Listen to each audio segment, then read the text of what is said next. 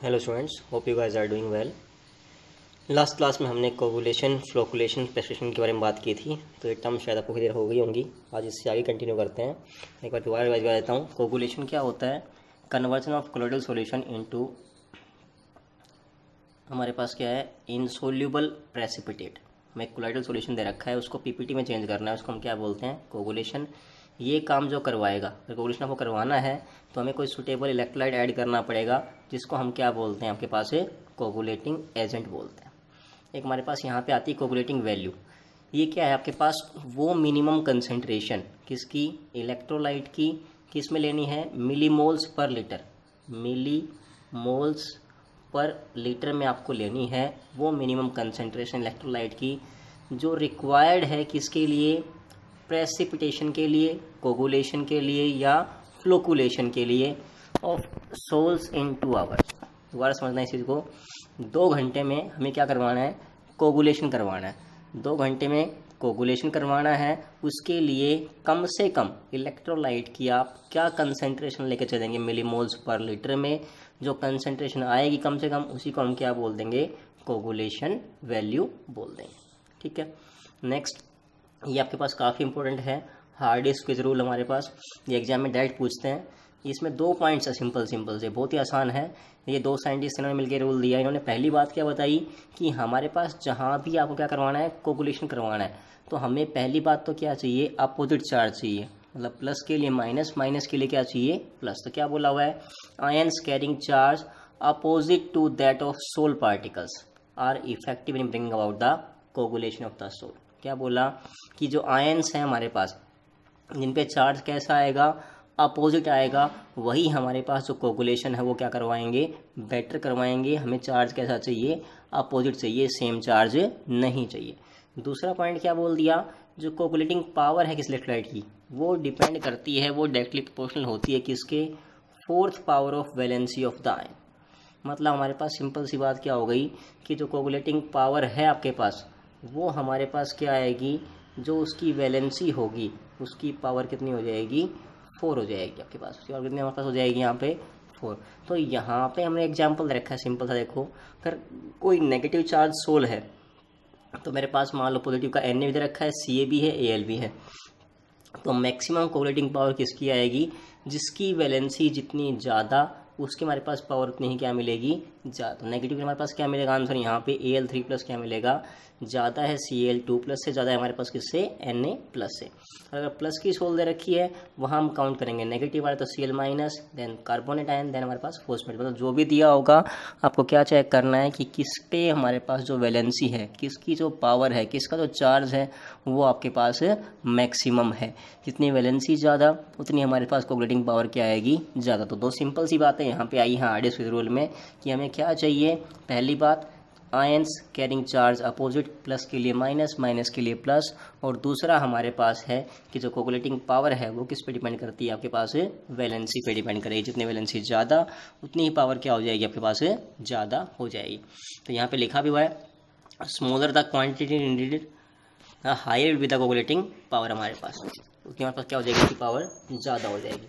एक होता है कोगुलेटिंग वैल्यू, वो हमारे पास पावर की क्या होती है? Inversely proportional. बाकी पूछते नहीं इतना। कोगुलेशन ऑफ लायोफोबिक सोल हम कैसे कैसे कर सकते हैं? देखिए, कुछ मेथड रखे हमारे पास, हमने पढ़ लिया मोस्टली। एडिशन ऑफ इलेक्ट्रोलाइट कर दिया, इलेक्ट्रोफोरेसिस हमने किया था, अपोजिट चार्ज, बॉइलिंग से कर दिया। कोगुलेशन ऑफ एग की हम बात करते हैं। एग हमारे पास कैसा होता है? एग के अंदर लिक्विड प्रेजेंट होता है, लेकिन जैसे आपने क्या किया, उसको बॉईल कर दिया, बॉइलिंग से क्या होता है? वो उसका कोगुलेशन हो जाता है हमारे पास। किस फॉर्म में आ जाता है? वो सॉलिड की फॉर्म में आ जाता है। हमने कल यही बात की थी। Mixing two opposite charge sols, उनसे हम कर सकते हैं। डायलिसिस हमारे पास आगे आएगा। तो ये कुछ टर्म्स हैं जो उन्होंने कर रखी हैं, पढ़ रखी हैं। कोगुलेशन ऑफ लायोफिलिक सोल हम कैसे कर सकते हैं? तो लायोफोबिक का था, फिलिक वाला कैसे करेंगे? ये हमारे पास वही तरीके दे रखे हैं। पहला हमारे पास एडिशन ऑफ इलेक्ट्रोलाइट से कर सकते हैं। दूसरा हमारे पास कोई सूटेबल हमने क्या डाल दिया वहाँ पे? सॉल्वेंट, जो उसके अकॉर्डिंग हमारे पास काम करवा सकते हैं। जैसे एग्जाम्पल दे रखा है ये, when solvents such as alcohol and acetone. Alcohol है आपके पास, एसीटोन है, इनको हमने ऐड कर दिया किसमें? हाइड्रोफिलिक सोल में। हाइड्रोफिलिक समझते हो? जो वाटर हमारे पास कैसी है? अट्रैक्टिंग स्पीसीज है।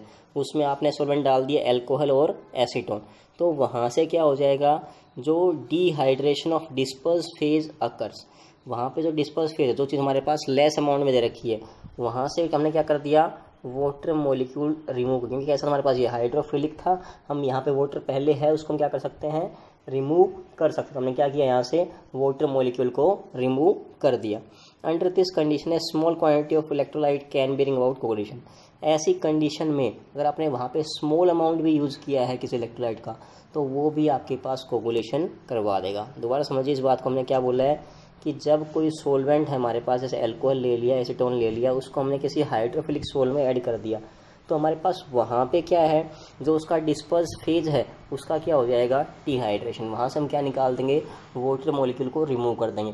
अब वहाँ पे वाटर मॉलिक्यूल रिमूव हो चुका है, उसकी जो रिएक्टिविटी है वो हमारे पास बढ़ चुकी है। तो यहाँ पे अब ऐसी कंडीशन आ चुकी है कि अगर आपने स्मॉल अमाउंट भी लिया होगा ना, स्मॉल अमाउंट भी लिया है, स्मॉल क्वान्टिटी भी ली है, तो उससे भी हमारे पास क्या हो जाएगा, कोगुलेशन हो जाएगा। क्लियर इतनी बात, कोई डाउट भाई इसमें? तो ये हमारे पास अब एक बार हमारे पास एक टर्म आ रही है यहाँ पे, मैं कोगुलेशन बोल रहा हूँ, फ्लोकुलेशन बोल रहा हूँ, दोनों को मैं सेम बोल रहा हूँ, लेकिन इनमें क्या होता है, एक हल्का सा डिफरेंस हमारे पास आएगा। वो डिफरेंस क्या है उसको समझते हैं हमारे पास। तो डिफरेंस पूछ लिया आपसे कोगुलेशन में और फ्लोकुलेशन में, तो कुछ भी नहीं है, जहाँ पे कंसंट्रेशन कम आएगी, जहाँ पे क्या है, लो कंसंट्रेशन है इलेक्ट्रोलाइट की, at lower concentration of electrolyte aggregation of particles को हम क्या बोलते हैं, फ्लोकुलेशन बोलते हैं। जहाँ पे कंसंट्रेशन कम है वहाँ पार्टिकल्स इकट्ठा होना स्टार्ट अगर हो रहे हैं तो उसको हम क्या बोलते हैं, फ्लोकुलेशन। और इसको हम रिवर्स भी कर सकते हैं, हल्का सा शेक करके। हमारे पास इसको हम क्या कर सकते हैं, हमने शेक किया, क्योंकि क्या है, कंसंट्रेशन कम है, शेक करेंगे तो हमारे पास क्या हो जाएगी, कंसंट्रेशन उसकी जो एग्रीगेशन हुआ है वो हमारे पास वापस से टूट भी जाएगा, रिवर्स भी हो जाएगा। लेकिन जहाँ पे कंसंट्रेशन हाई है हमारे पास, कोई चीज़ हमारे पास कंसंट्रेट फॉर्म में आ रखी है, वहाँ पे एक बार जो कोगुलेशन हो गया तो हो गया, उसको हम रिवर्स नहीं कर सकते। तो मैं सिंपल सी एक बात ध्यान रखनी है, दोनों वर्ड्स में क्या डिफरेंस आएगा। जहाँ पे आपने इलेक्ट्रोलाइट की कंसंट्रेशन कम ली है, वहाँ पे जो चीज़ें जुड़ रही हैं, जो एग्रीगेशन हो रहा है, उसको तो बोलते हैं हम फ्लोकुलेशन, जिसको हम रिवर्स कर सकते हैं।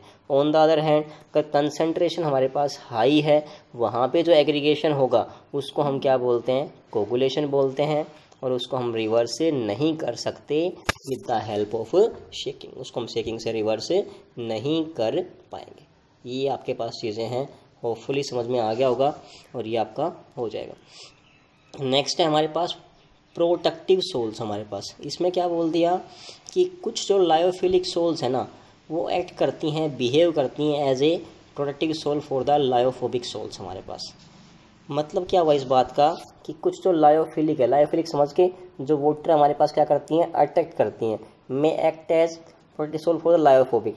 अंदर बीच में आपके पास लायोफोबिक है, जो वाटर से अट्रैक्ट नहीं होना चाह रहा, उसके बाहर हमने क्या लगा दी, कि लेयर लगा दी किसकी, लायोफिलिक की।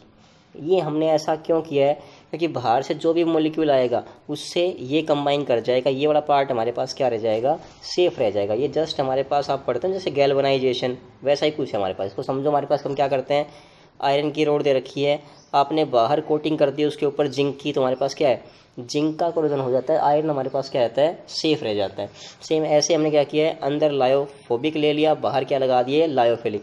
तो जो भी चीज़ आएगी हमारे पास लायोफिलिक से कंबाइन हो जाएगी, लायोफोबिक हमारे पास क्या रह जाएगा, सेफ रह जाएगा, उसको हम ऐसे प्रोटेक्ट कर पाएंगे। तो क्या बोला है इसने, सम लायोफोबिक फिलिक सोल्स में act as protective sol for the lyophobic sols, they protect them from coagulation by forming a lyophilic layer around the blood particles।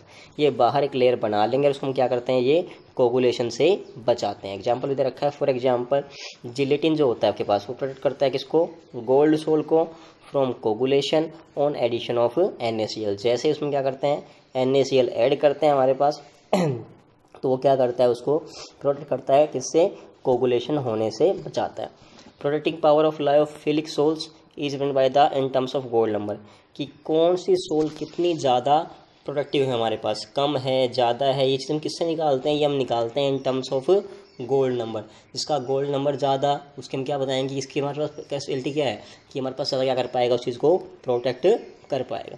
तो गोल्ड नंबर क्या होता है, इसको और समझते हैं हमारे पास। तो गोल्ड नंबर क्या है, इसको समझिए, डिफाइन करवाते हैं एग्जाम में कई बार। Defined as the amount of protective soul. हमारे पास गोल्ड नंबर है क्या, एक प्रोटेक्टिव सोल है, जिसकी हमें अमाउंट लेनी है किसमें भाई, मिलीग्राम में। बेटा बहुत स्मॉल अमाउंट में चाहिए हमें, मिलीग्राम्स में ये अमाउंट आपको लेनी है। Required to protect coagulation, coagulation से बचाने के लिए। गोल्ड नंबर क्या है, एक प्रोटेक्टिव सोल है हमारे पास जिसकी हमें अमाउंट लेनी है मिलीग्राम्स में, उसका काम क्या है, कोगुलेशन से बचाना। किसको बचा रहा है, to prevent coagulation of 10 ml gold sol, मेरे पास 10 ml गोल्ड सोल दे रखी है, उसको बचाना है कोगुलेशन से। कैसे बचाएगा, by adding 1 ml of 10% NaCl solution. दोबारा समझो इस चीज़ को, हमारे पास क्या है कि मेरे पास गोल्ड सोल दे रखी है, ठीक है, कितनी है, 10 ml है। इसमें मैंने क्या कर दिया, 1 ml of 10% NaCl solution add कर दिया। ये क्यों ऐड किया है, to prevent it from coagulation, इसको कोगुलेशन से बचाने के लिए। तो हमारे पास ये कैसे बिहेव करेगा, एज ए प्रोटेक्टिव सोल काम करेगा। अमाउंट हमें किस में लेनी है, मिलीग्राम्स में लेनी है।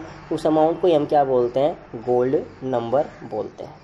तो होपफुली समझ में आ गया हमारे पास। ये बेटा इंपॉर्टेंट है, इसको ढंग से पढ़ना कि हमें कितना अमाउंट प्रोटेक्टिव सोल का चाहिए, किस में चाहिए बेटा, मिलीग्राम्स में, ताकि हम क्या कर सकें, कोगुलेशन को बचा सकें। किसका कोगुलेशन, 10 ml गोल्ड सोल का, by adding 1 ml of 10% NaCl solution, उसको हम क्या बोलते हैं, गोल्ड नंबर बोलते हैं हमारे पास। प्रोटेक्टिव पावर क्या होती है, गोल्ड नंबर के इन्वर्सली प्रोपोर्शनल होती है। क्वेश्चन दे रखा है, ये आप ट्राई करना, होपफुली आपका हो जाएगा। तो यहाँ तक करना है, ठीक है। कोई डाउट हो आप कमेंट सेक्शन में बता सकते हैं। Till take care, stay blessed, stay at home.